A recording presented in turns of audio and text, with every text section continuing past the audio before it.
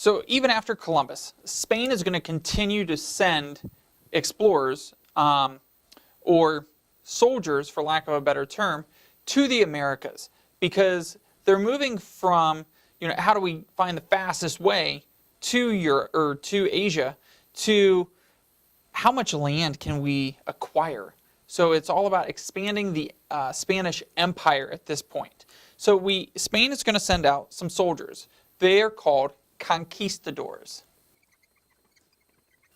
So conquistadors are Spanish soldiers that have been sent out, and their goal is to acquire land. Well, that is Spain's goal for conquistadors. Conquistadors also had high hopes of becoming wealthy. So they're going to acquire land, and they had high hopes of becoming rich. So there's a specific conquistador. His name is Hernan Cortez. So Cortez, he's going to take 500 conquistadors and horses, and he's going to head towards the Aztec region. And he is going to go straight to the capital of Tenochtitlan. And there, the conquistadors are going to see a city that is just going to blow their mind.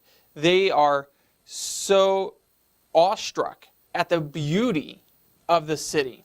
But Cortez is like, all right, we've seen it, we're good. Let's go ahead and conquer this place. So he is going to take his men, and he is going to actually destroy the city. And the Aztecs aren't going to be much of a fight, because the thing is, Cortez is going to get rival native tribes who hate the Aztecs to help him. And the other thing that's really going to help him is disease.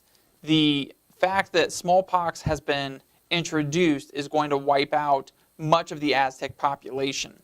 So he's going to tear down the city, and then he's going to rebuild a new capital, which is going to be Mexico City.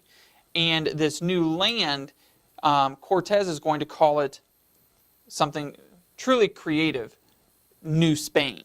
So smallpox it's going to be one of those things that it's just going to help Spain tremendously as they conquer territory, because another conquistador, his name is Francisco Pizarro.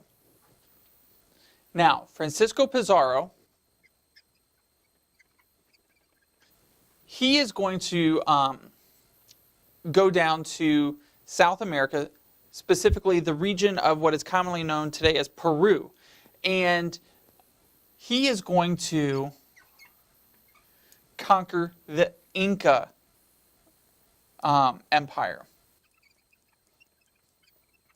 And as I've said, smallpox is actually going to precede Francisco Pizarro, which is going to weaken the Incan Empire, and it's going to allow him to really take the Incan Empire fairly easily.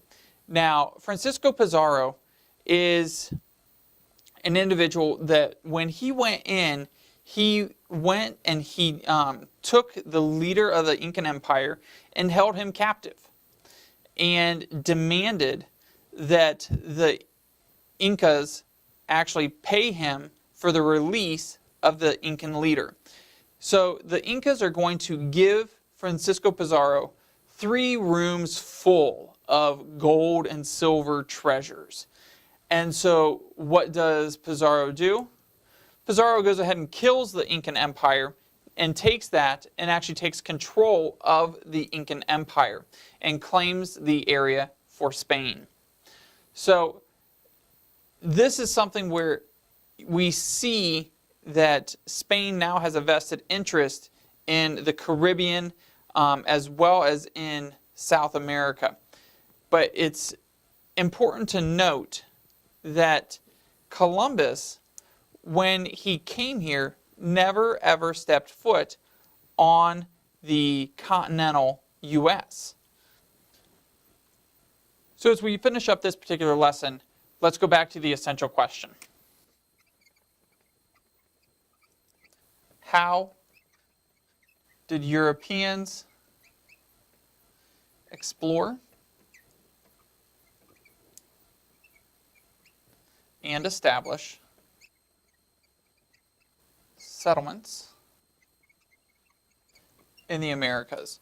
So we have three individuals that we need to remember: Christopher Columbus, Hernan Cortez, and Francisco Pizarro. So all three sailed in the name of Spain. Columbus, though, was an Italian, and Hernan Cortez and Francisco Pizarro were both conquistadors who were set more on a military conquest, whereas Columbus was just looking for a fast way to get to Asia. So, look forward to talking to you in class tomorrow. Good luck with your notes as well as the questions associated with the video. And if you do have anything that you need to chat with me this evening about, please send me an email. Thanks so much.